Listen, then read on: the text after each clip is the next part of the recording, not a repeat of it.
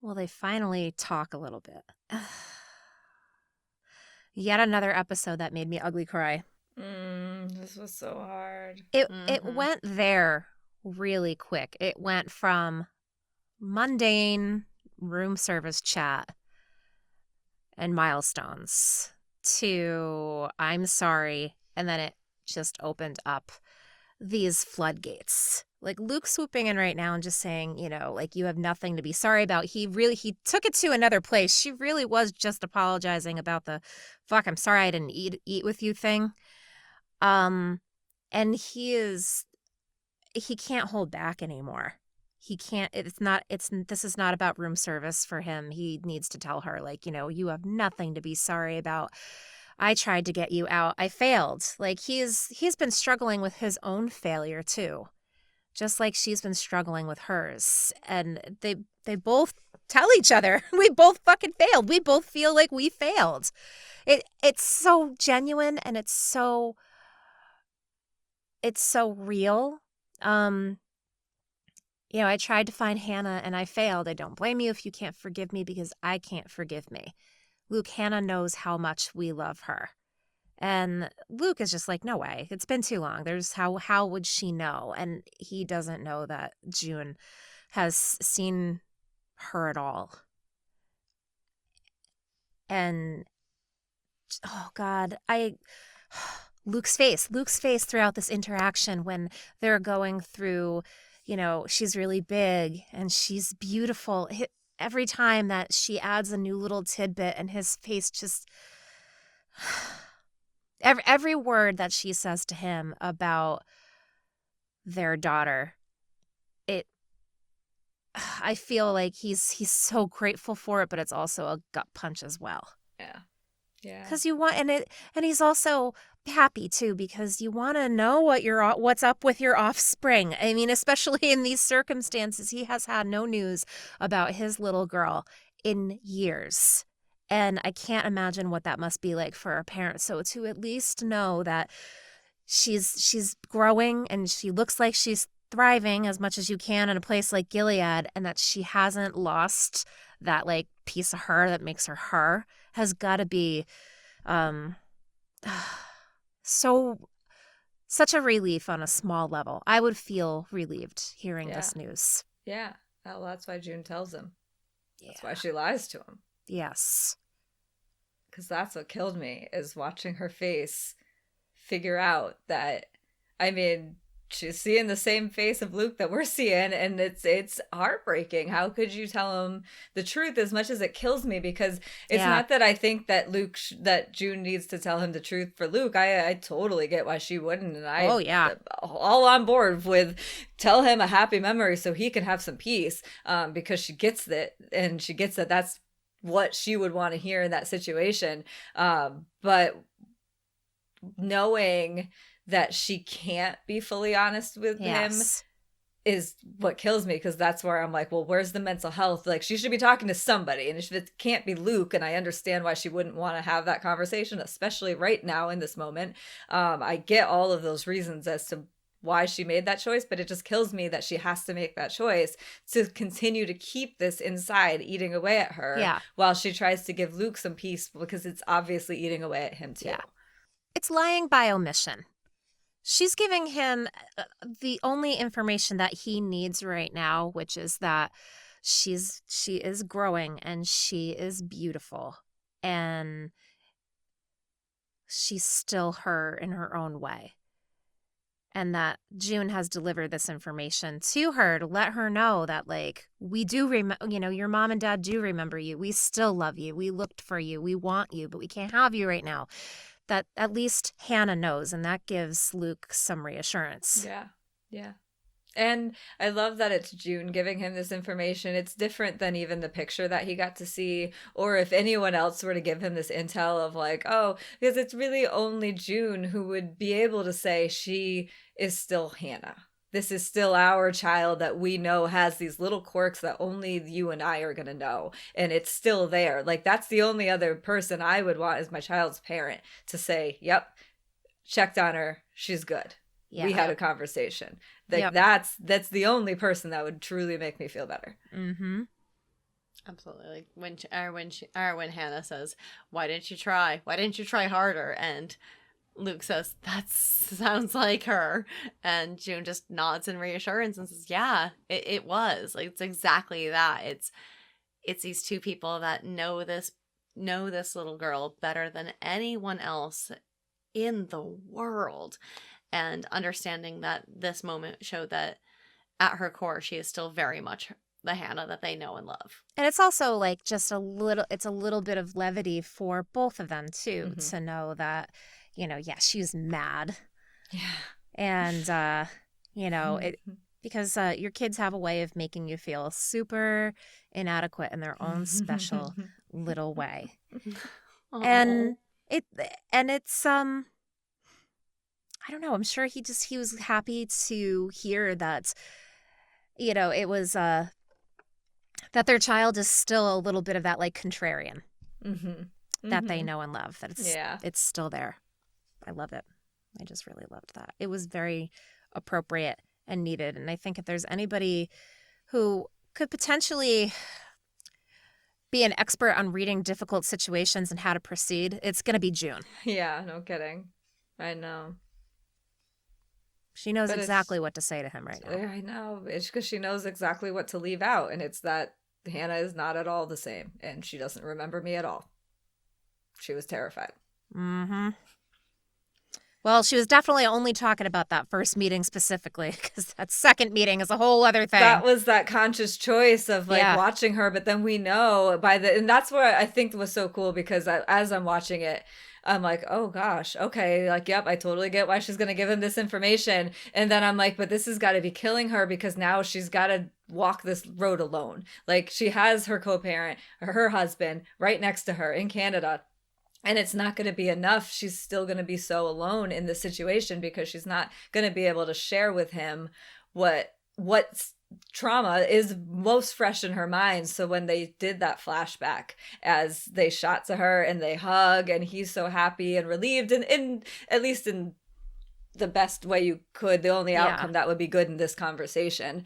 And they're having that moment where he's assuring her that she's this good mother, and then you just see, as the camera pans to her face, she's totally in the dark and in the shadows, and her face is, I don't know if her face was really that scary, but just the darkness of that shot.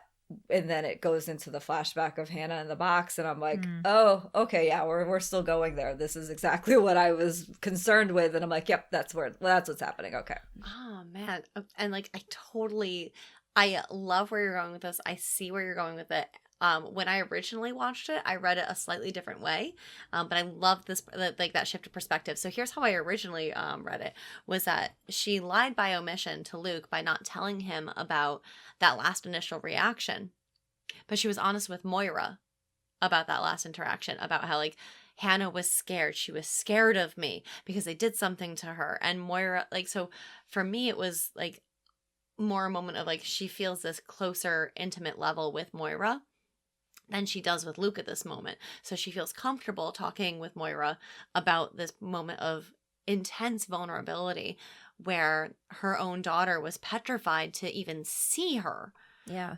And with Luke, like, she might get there eventually, but at this juncture, she needs to ease into that, where Moira can understand the trauma that she has gone through, and Moira can understand the trauma that Hannah has gone to a different extent than Luke can. Yeah. Right.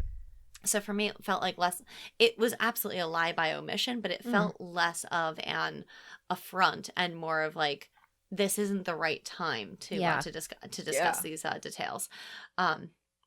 It also made like kind of played into the notion that we see later on in this episode, where Luke and Moira have kind of shown to be a very good like co-parenting team with Nicole, like the whole like working with each other, and like the quick little like love you quips that we hear, which must be very disarming for June, and having to jump into this and find her place in this what was originally the two of them, and is now going to presumably slowly transfer into the three of them.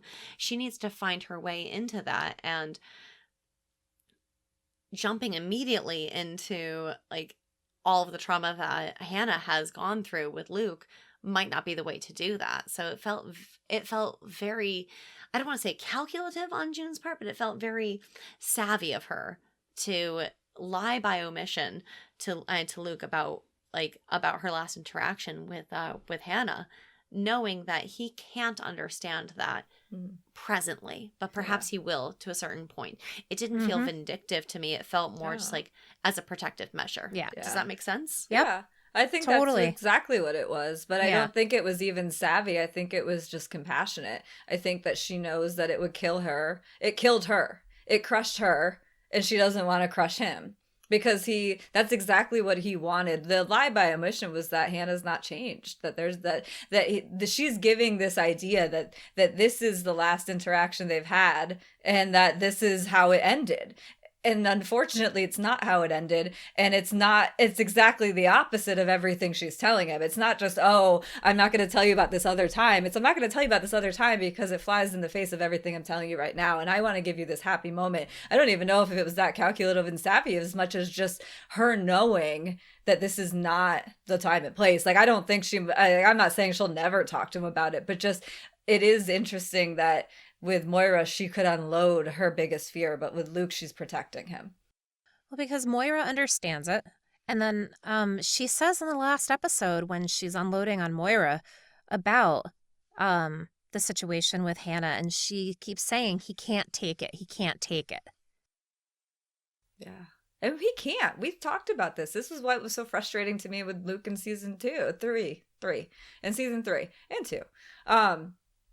Is that he really was spinning his wheels and having a hard time in Canada. And I was frustrated, like, Luke, get it together and do something over there. Because every time it was just like, it was like he got lost in his grief and in his inability to do anything. And then he didn't know where to begin. And, we've seen this long journey with him. So it's hard now to watch him with June. And it's going to be slow. And this is all going to take a whole lot of time for everyone to get used to everything and for all of this trauma to be healed. And I just wanted a good moment for him. And this was the best moment that anyone could give him. And of course, June's going to know what that moment is. She handled it perfectly, intentional or not. It was perfect. It was what Luke needed for the moment. And I think it's also what June needed as well. Like his response of like at the end of this, when he's like, when June says he's really big and he tears up and he listens to her talk and they have like a genuine heartfelt conversation about what happened with their daughter and where they could have, where their own regrets are. And at the end of it, with Luke holding her and saying, "You're a good mother. You're a really good mother." I think that's what June desperately needed to hear at that moment. Marjorie disagrees. I think that was hard for her to hear. I think she would love to believe it. I think he's saying the right thing in the moment. It's not Luke's fault that's the wrong thing to say to her, but it's the wrong thing because she knows that he is responding to a situation that's not the truth. That's the issue with the lie, is that she knows that there is more to the story, and that's the guilt she feels as a bad mother. Not that it's true. I don't think that Hannah being in a box is the proof that June's a bad mother, but it's how she feels. And so when he tells her, "You're a good mother," and then her mind goes straight to Hannah in a box, and she can't even tell this person who she used to be able to tell everything, but she still can tell Moira, which is interesting. But again, like you said, Moira's been through it. There's a different context to it of all these things. But that's the biggest thing that killed me in that end of the scene as he's saying, "You're a good mother," because I know that we know she's struggling with this. And by omitting this part of the story, it paints a rosier picture for Luke, and now she can't believe what he says when he says, "You're a good mother," because she's just thinking you don't know the whole story. And that's when that's when they show that first traumatic flashback of Hannah in a box, and you're like, wow, she's gonna have to. That's why my second half beer is, what was it called? Lonesome Boatman, because she has to do this alone, and at least in this episode, she's really navigating all of this trauma by herself. Yep. No, that is a very good point. I think subconsciously she may have potentially lied by omission so that way she could paint a picture to hear those words from Luke, though. Yeah, that's true too. She probably couldn't even tell him the truth. Yeah, can stomaching the notion of telling him the truth, like she already had difficulty telling him, like, I'm sorry, it's just me. I'm sorry, I'm not here with her. So it's going to take, like, we need to, like, grant her a little bit of levity and understand it's going to take her time to, like, get to that point, because she's still grappling with the psychological ramifications of seeing her daughter, or of seeing their daughter rather, be physically afraid of her. And that's going to take time for her to work through. So in the meantime, I think it's totally understandable why she would lie by omission, by not say, like, by painting this picture that the last time that they interacted was at this lake house. And then to hear Luke say, like, you're a good mother, and she, like, as he's holding her, and then she flashes back to that, Mm-hmm. that's a totally normal response to me, because it's like, she's going to try eventually. I feel like she's eventually going to try to open up that part of her experience to him, but for now, she's giving him the information that he needs to be able to process some of what she's worked through, and she's getting a response that she needs as well, of like, you're a good mother, you're a really good mother. And though she rebukes it by saying no, and though she has these flashbacks, she needs that comfort right now. I don't know. I'm just I'm trying to like see things through her perspective, and I could completely I'm shocked that they actually didn't have her like scoff at this like good mother concept, because I know that if I were in June's position and I fought like hell to try to get my kid out and then I ended up failing, she sees this as her like most epic fail ever. This is like mommy guilt to the nth degree. And I don't think that there's anything that would have said that anybody could have said to her that was going to make her feel like a good mother. Like Luke saying that is fantastic, but she doesn't believe it. And when somebody tells you, when you're in such a dark place and somebody tells you something good about yourself, you can't hear it. She definitely doesn't feel that. That's an exceptional point. So even with Luke saying that she's not going to hear it, she's not going to respond to it. Perhaps though, it's, if there's anyone that is going to be able to chisel down that wall, it would be either Moira or Luke. And Moira is already privy to is already fully privy to what June has gone through. Yeah. And Luke is going to take some time to get him to that. And perhaps she is eventually going to kind of grant him full access to what she and Hannah have experienced together. Mm-hmm. But at this point, better to ease him into it. Yeah. And help him, and then he can process it along with like helping her to cope through it. I don't know. She needs some mental health professionals, period. That's it. Does. That's where I'm at. Of course. Luke can do whatever he wants, but at the end of the day, the only one that's ever going to really help her process this is some professional help. Yes. Right, which Twello promised her. Yeah. And Still waiting on. Still waiting on. Which, I mean, who knows? Maybe we'll get some discussion on it at the tail end of the episode. But we'll delve into that when we delve into part 2 of Season 4, Episode 7, Home.